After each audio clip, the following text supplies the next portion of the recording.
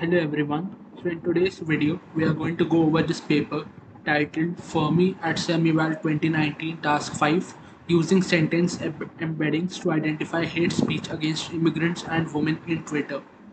So this was at the proceedings of the 13th International Workshop on Semantic Evaluation, also known as SEMEVAL.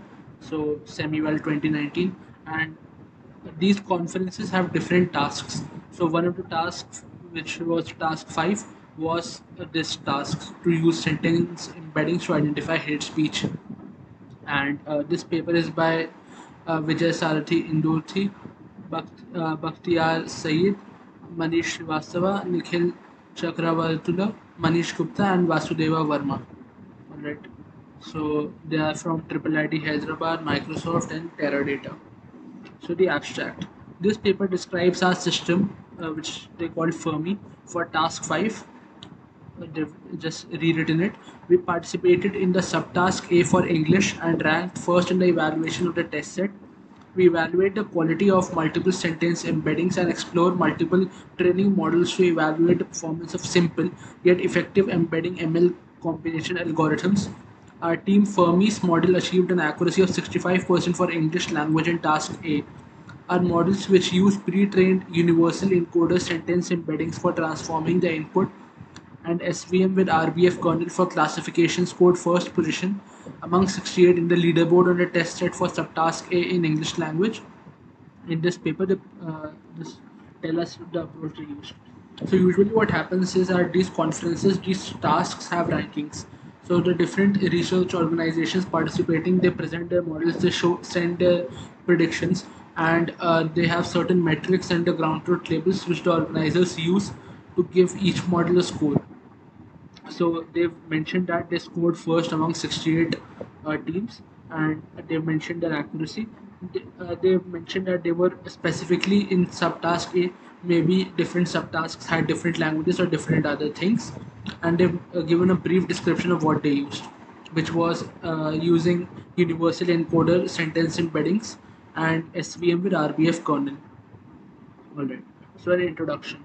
Microblogging platforms like Twitter provide channels to exchange ideas, but they can also propagate hate. This necessitates the need to come up with computational methods to identify hate speech in user-generated content.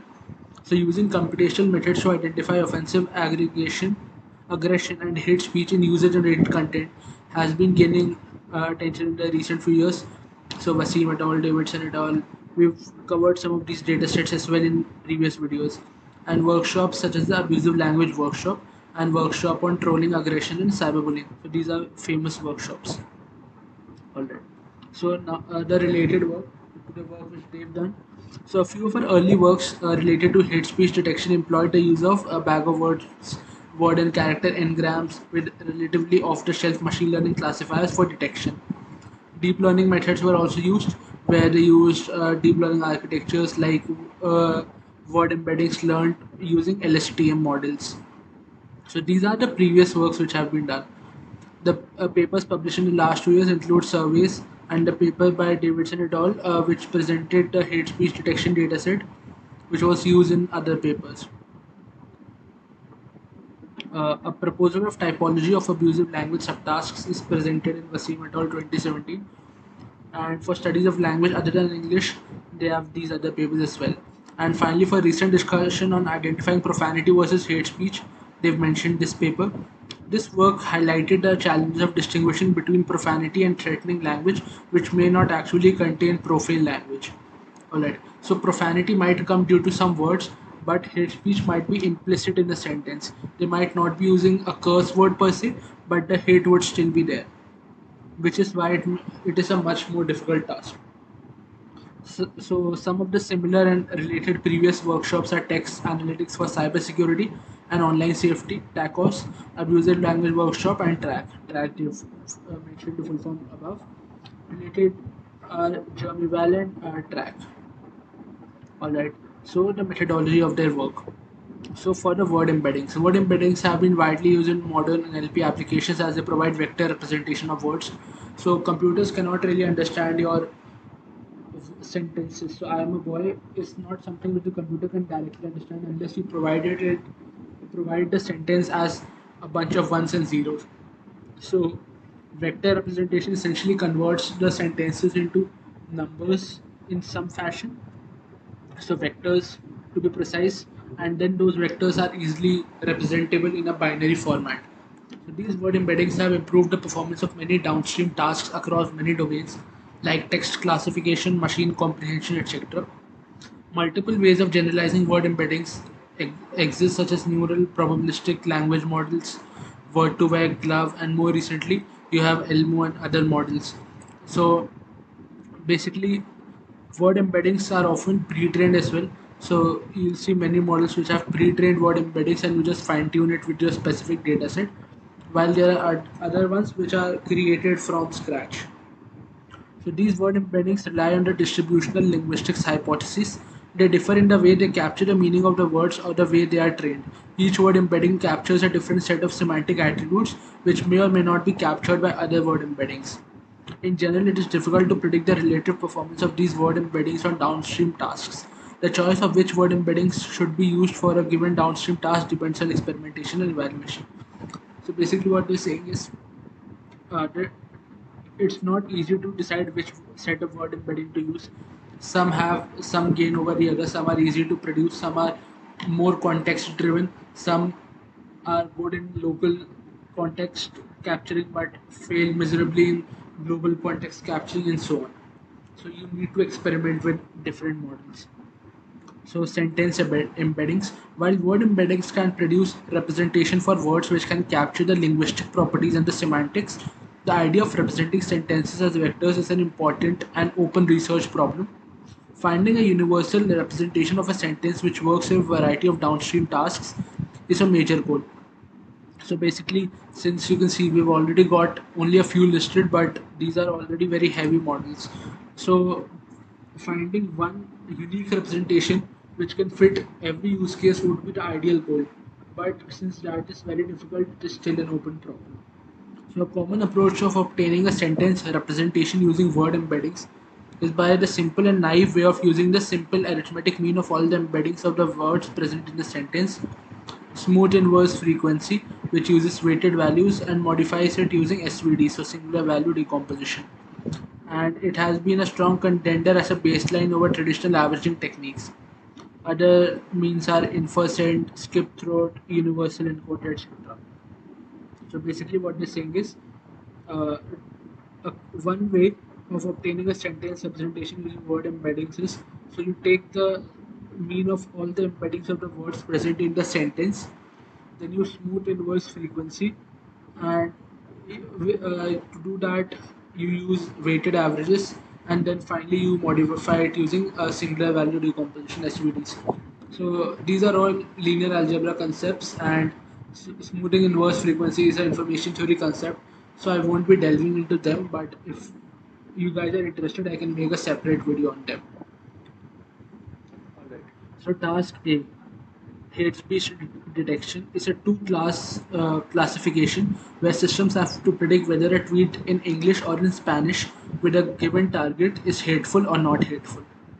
And task B is a two-class classification where systems have to classify tweets as aggressive or non-aggressive. And second, to identify the target harass. So is it a single human or a group? So we formulate subtask A of hate eval as a text classification task. In this paper, we evaluate various pre-trained sentence embeddings for identifying the offense, hate, and aggression. We train multiple models using different ML algorithms to evaluate the efficacy of each of the pre-trained sentence embeddings.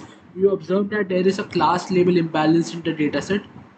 So basically, class label imbalances, you might have much more hate data, or you might have much more non-hate data. So in those cases, suppose your model has 90% hateful tweets, and your dataset has 90% hateful tweets. Then if your model just naively predicts that every tweet is hateful, then it will be correct 90% of the time.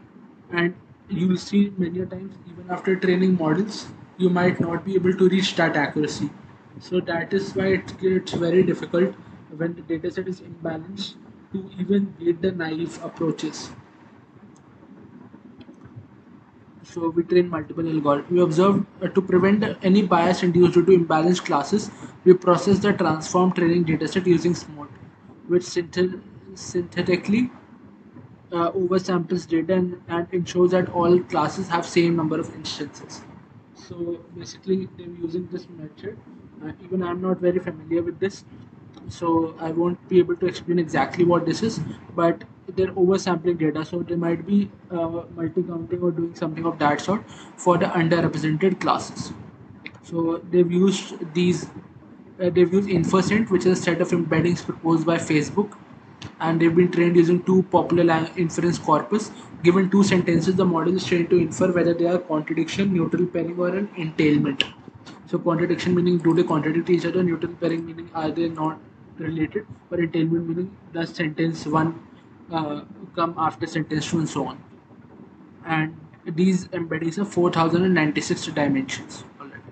So what does this mean? The vector will have 4096 rows essentially. Concatenated power mean word embedding just generalizes the concept of average word embedding to power mean embeddings. The concatenation of different types of power word embeddings considerably closes the gap to state-of-the-art methods monolingually and substantially outperforms many complex techniques cross-lingually. So this is one other way. Then you have lexical vectors, which is another word embedding similar to fast text with slightly modified objective.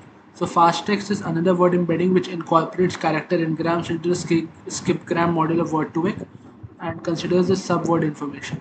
So basically word2vec is a very popular embedding generation model, and fast text basically extends word2vec and it adds character level engrams. So character level engrams are breaking down the words as well into characters. So when you have a character level model for say the sentence boy, then if you have unique character level models, then even B O Y will be read separately. And engrams means the size or the window size which you move with will be of size n. Then you have the universal sentence encoder, which encodes text into high dimensional vectors. The model is trained and optimized for greater than word length text, such as sentence, phrases, or short paragraphs. It is trained on a variety of data sources and a variety of tasks with the aim of dynamically accommodating a wide variety of NLP understanding tasks. The input is variable length English text and the output is a 512 dimensional vector. So basically these are all different encoders and vector generators for or sentence embedding generators to be precise, for which have been used in different cases and given success in different kinds of tasks. Then you have Elmo, which is deep contextualized word representations, which use language models to get the embeddings. The entire sentence or paragraph is taken into consideration, so you have more context. Elmo uses a pre-trained bidirectional LSTM language model. For the input supplied, the Elmo architecture extracts the hidden state of each layer. A weighted sum is computed of the hidden states to obtain an embedding for each sentence. And we've covered some of this in a previous video where we discussed how LSTMs have hidden states, and basically they're just using that hidden state. So using each of the sentence embeddings we have mentioned above, we seek to evaluate how each of them performs when the vector representation is applied for classification with various off-the-shelf ML algorithms. For each of the evaluation tasks, we perform experiments using each of the sentence embeddings mentioned above and show our classification performance. So they've used all of these on the dev set. Using each of the sentence embeddings we have mentioned above, we seek to evaluate how each of them performs when the vector representation is supplied for classification with various off-shelf ML algorithms. Off-shelf means which are traditionally used. For each of the evaluation tasks, we perform experiments using each of the sentence embeddings mentioned above and show our classification performance. Alright. So they've shown their classification performances. So LR is linear regression, RF is random forest, SVM RVF is support vector machine RBF, XGB is XGBoost, so gradient boosting. And you see that the best performance comes when you use InfoSint with XGBoost. Alright. So about the dataset, the dataset collection is discussed in this paper, and they did not use any external datasets. The official test results scored on Codalab is this. So they got a they finally used the universal encoder, and they got a F1 macro score of 0.65 and accuracy of 0.65. So our results on the different algorithms from the one stated above have been mentioned in table 1. So this was the best, which was with XGBoost.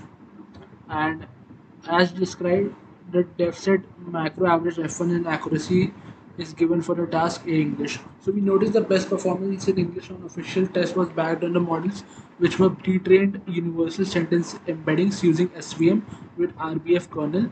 However, pre-trained InfoSent embeddings along with XGBoost outperformed every other combination on the dev test. This can be probably due to the difference between distributions in the dev and official test set. So basically, what they're saying is, when they submitted these models, the universal encoder model performed the best on the test set, which is hidden from the participants. But when they trained it on the dev set and tested it on the dev set, then the XGBoost model worked the best.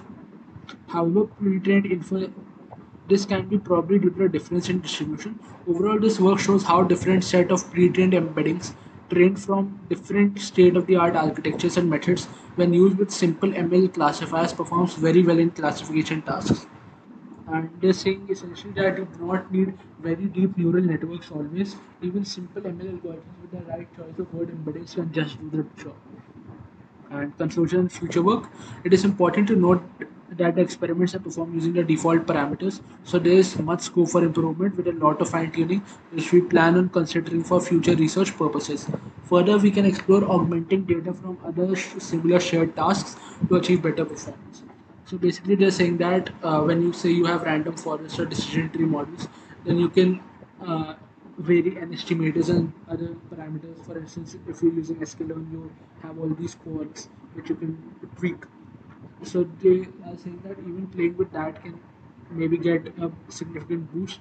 And also, they're saying that additional datasets which did not get included or trained the model on can also be helpful to further enhance the model performance. So overall, this was a great read, and I'll be back again in the future with more such papers. So thank you guys for joining in. Hope to catch you next time. Please like, share, and subscribe if you like such videos.